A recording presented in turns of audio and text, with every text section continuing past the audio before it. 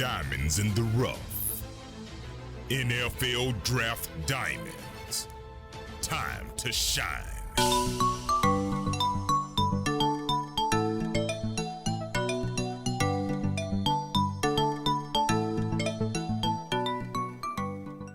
Hi, my name is Jimmy Williams with NFL Draft Diamonds, and today I have with me Colby Thomas, who's an offensive lineman at Sam Houston State and now a national champion. So, how you feeling about all that, man? I mean, honestly, man, it still feels a little bit surreal. Like the feeling hasn't all the way set in. But as far as I'm concerned, like you said, I'm a national champion, so I'm just happy to be here. I'm blessed. Cool, cool. So, we tried to do this video last summer, with the intent maybe of actually playing some games. We sat here, we thought, hey, there was a possibility that we could actually, do some games in the fall, but I mean, obviously, that got shut down. So, talk me through that for you, man. Like, things got shut Yeah, down. What were you doing, like, this past fall? honestly, that whole process was crazy. Like I've been here since May of last year, so I've been back at school for a long time, and it just seems like every week they come to like I guess a consensus, and they move it back a couple weeks on when the big decision was going to be made of when we would play. And it just seemed like every week they say the same thing: 7 more days, 7 more days, 7 more days, until eventually it was just cut out. We couldn't do anything. So I mean, I did what I knew how to do best, and I just worked hard, grinded, and just was trying to perfect my craft for the season to come whenever we were going to play. So Yeah, I mean, you're looking around, there are other teams playing like nearby you even. I mean, some people actually getting some games in like the, over the fall. Probably no more than like three or four. But I mean, you guys decided to, I mean, obviously opt out, didn't really do much. Um, uh, have you graduated yet there? I mean, what's your situation like academically? Because I mean, some people just kind of, you focus like solely on academics, because you can't, actually play. So, what's your situation like there? my situation academically, I'm basically done.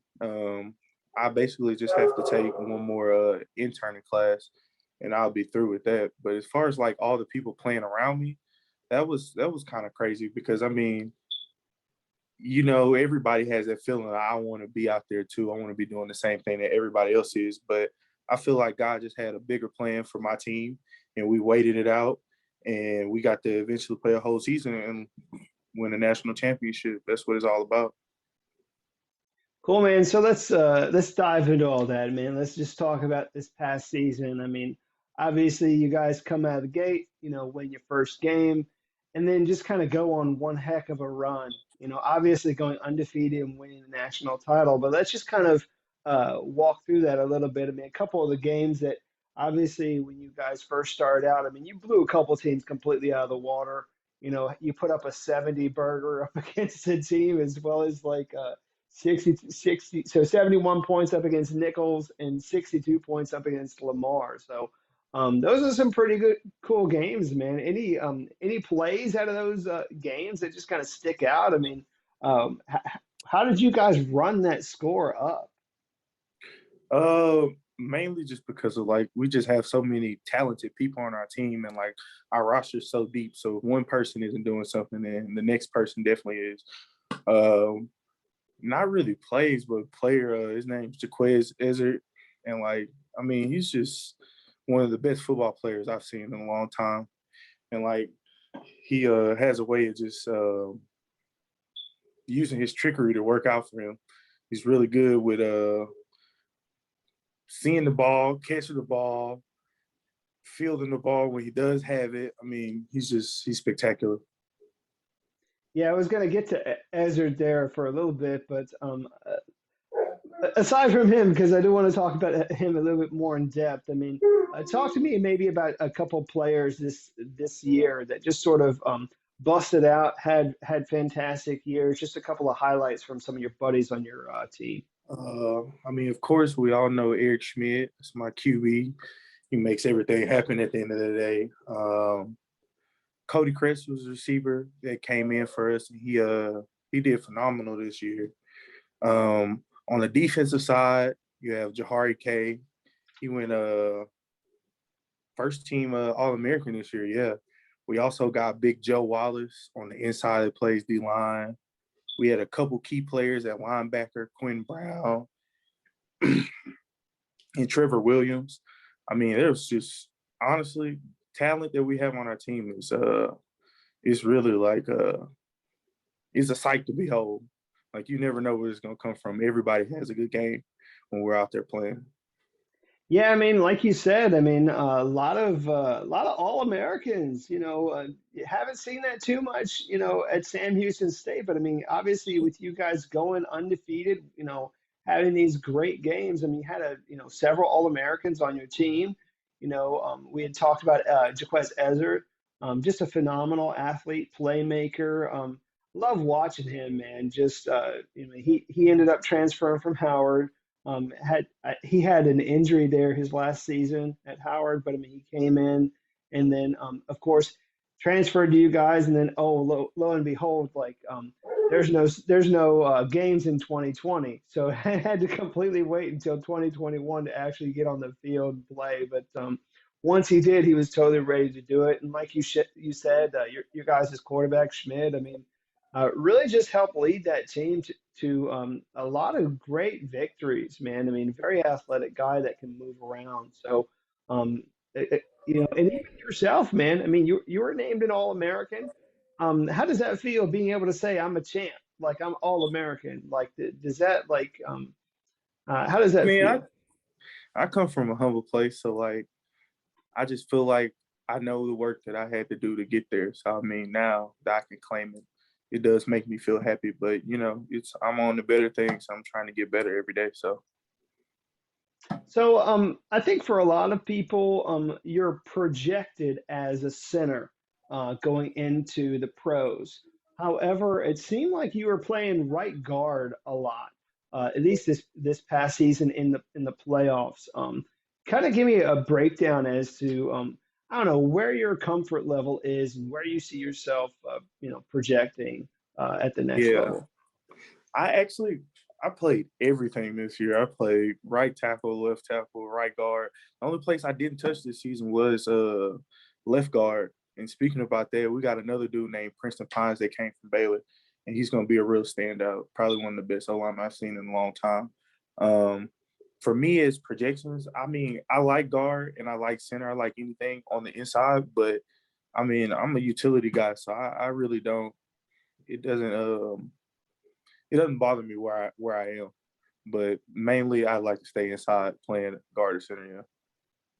Gotcha. Well, I mean, obviously, one of the things that people are going to do, because of your size, they're going to, kind of pigeonhole you into somewhere in the interior, anyways. Mm-hmm. Again, about 6'2", just a hair under 300 pounds. So I think most people are comfortable with you in on the interior. And just kind of something that I remember from like our last session. I remember you really just able to bust out some mad reps and have a wonderful bench. So I mean, I know whenever you do eventually get tested, that you're going to be able to bust out that 225 over 30 like times like easily. So where are you at with all that? Has that changed recently?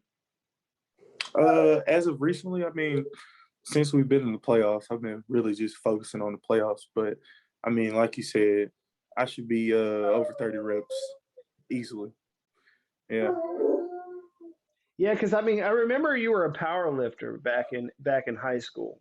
So it's kind of neat that you have that as part of your resume, so to speak. But I mean, obviously, you're more than just a power lifter. You're a versatile interior lineman that can play center and guard. So I really like that. So hey, again, my purpose for reaching out to you was really just to obviously congratulate you on a great season and being that national champion. But let's talk about these playoffs, man, because I mean, I feel like you guys probably had like the toughest run there in the playoffs against like some of the better opponents. So I mean, I can't see anybody having a more difficult time going through the previous national champion and the number one overall ranked team. So, talk to me about some of these games against you.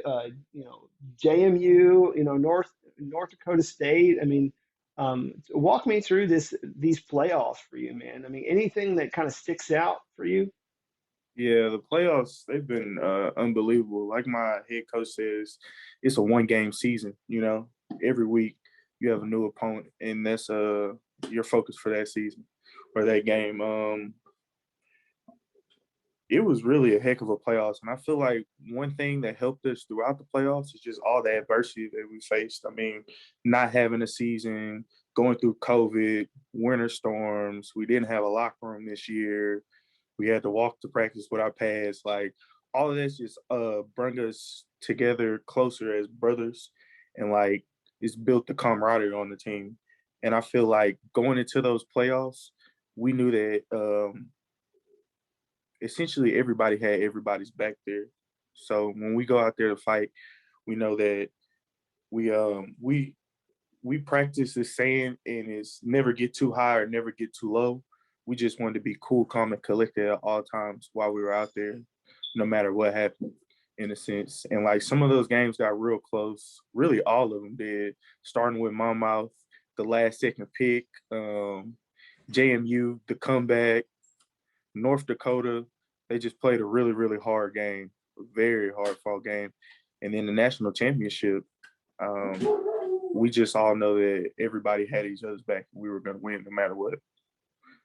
So that national championship game, man, like that was a one heck of a game. I mean, first of all, I mean, the weather played a huge factor in that game. I mean, it was messy, it was rainy. A lot of people like couldn't handle the ball very well. So I mean, it was going to, every which way at times. I mean, people, and I think special teams sometimes is really was like the make or break for both teams, really. So.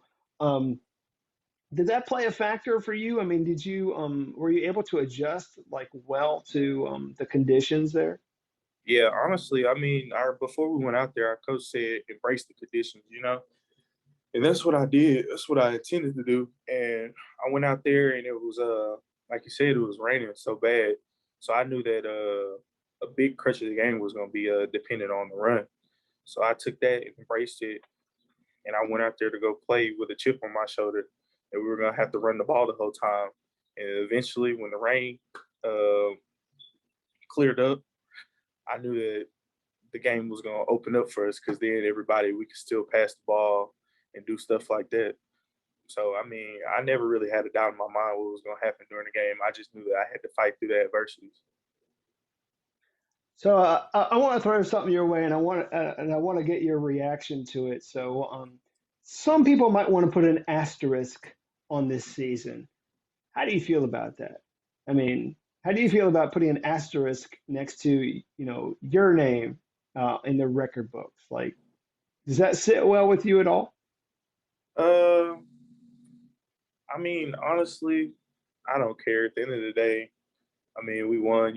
People want to say like that stuff was different, but I feel like just from who we played and the run that we went on, like it can't be any doubt about what we did this season.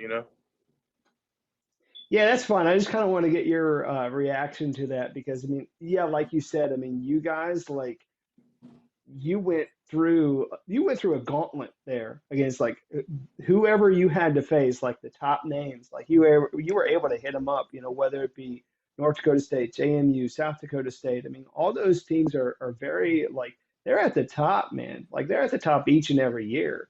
And so I just heard from somebody, man. Um, there shouldn't be an asterisk because everybody had to go through the hardships of COVID. Yeah. And maybe the playoffs were a little shortened, because you didn't have a full amount of people. So I mean, obviously it's shortened just a little bit, just to accommodate like the numbers that are playing.